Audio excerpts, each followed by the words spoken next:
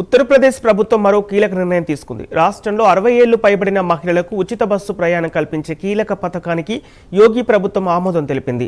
లోకమాత అహిల్యాబాయి మాతృశక్తి యోజన పేరుతో రాష్ట్ర రవాణా శాఖకు చెందిన అన్ని బస్సుల్లో ఈ సదుపాయం అమలు చేయనున్నట్లు రవాణా శాఖ మంత్రి దయాశంకర్ సింగ్ తెలిపారు.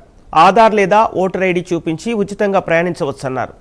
ఈ పథకంతో సుమారు 1 కోటి మంది మహిళలకు ప్రయోజనం చేకూరుతుందని తెలిపారు. పథకం కోసం ప్రభుత్వం ప్రతి నెల 22.50 కోట్లు వెచ్చించనున్నట్లుగా అధికారులు తెలిపారు.